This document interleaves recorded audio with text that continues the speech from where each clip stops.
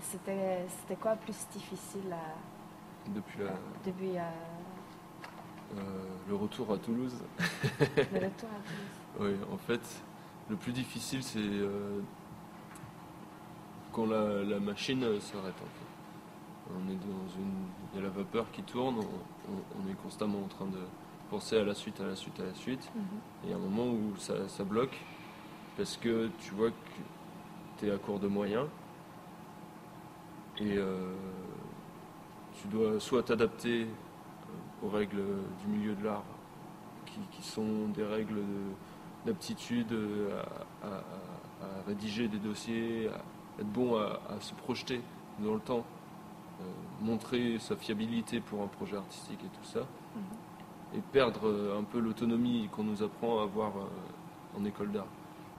Du coup, oui, ce qui est vraiment difficile, c'est de se retrouver sans atelier, sans moyen de production, et d'avoir une quantité de projets qui s'entassent, pas pouvoir les faire. Et du coup, se retrouver un peu dans une impasse. Mais ça, c'est pas si difficile que ça. C'est juste qu'il faut. C'est dur d'accepter qu'on a besoin de pas mal de temps pour préparer des projets qu'on pourrait faire très rapidement si on avait les moyens.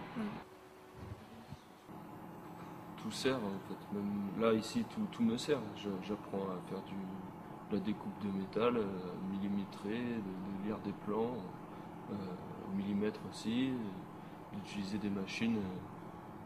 Voilà. Quand je suis arrivé ici, j'étais naze en soudure, naze partout. Et mon patron m'a gardé parce que j'étais motivé et que j'avais le permis de conduire aussi. Et du coup, je pouvais emmener les mecs sur le chantier. Mais à la base, je pensais juste faire une petite mission. Si ça s'arrête demain, c'est pas grave. Ça veut pas dire que je vais dans mon travail, je vais mettre du métal partout maintenant, parce que je fonctionne plutôt à l'inverse, à avoir une idée. C'est cette idée qui me dicte les matériaux que je vais utiliser, la technique et tout ça. Mais ça ouvre des possibles, c'est-à-dire que on est amené à imaginer un peu plus de choses quand on connaît les matériaux, quand on connaît comment se passent les choses.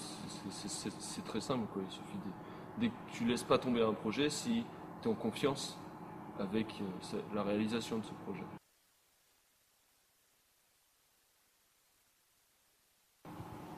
On sort du petit cocon des beaux-arts et quand on arrive là, on voit que sur le terrain, tu as des mecs qui, toute l'année, tout le temps, qui n'ont que 5 semaines de vacances par an, ils travaillent comme des acharnés. Et c'est très physique, tu payes de ta santé ce travail-là. Et aujourd'hui, les ouvriers en France, voilà, tu sors du travail, t'es dégueulasse, tu as transpiré toute la journée, tu vas te prendre une douche, l'eau elle est dégueulasse, tu vas voir que tu t'es blessé, que tu as mal au coude, que tu as mal au genou, tu as mal au dos, tu prends le pli, au bout d'un mois et demi, ton mal de dos et tu le sens plus, ton mal de genou non plus. Et puis les mecs ils font ça toute l'année, tout le temps, ils se plaignent pas. C'est vrai que c'est attirant d'avoir des sous chaque mois, mais je pense vraiment pas m'éloigner parce que au contraire, là ma première acquisition, un mois de travail, c'est un ordinateur qui va me permettre de reprendre d'autant plus le montage de projet et tout ça. Donc c'est au final, je l'investis dans mon travail artistique, ce que je gagne.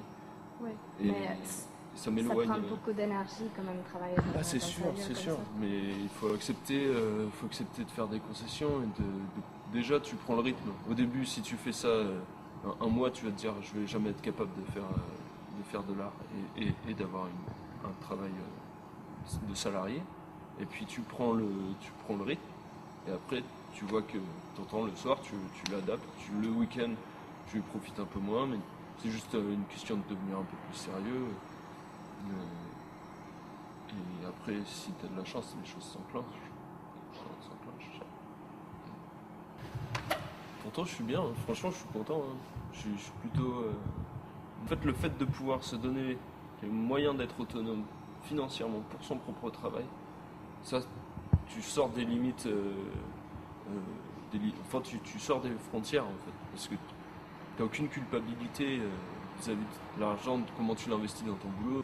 C'est assez plaisant. Même si bien sûr je préférerais avoir en permanence des sous par mon travail et rentrer dans une dynamique production, bénéfices, tout ça. Parce que, voilà, il faut bien faire des bénéfices avec ce qu'on fait. Moi, ça m'est jamais arrivé. Du coup, je peux aussi me permettre de ne pas faire de bénéfices. Et ça change aussi l'influence de mes idées sur mon travail. Je pense que c'est clair.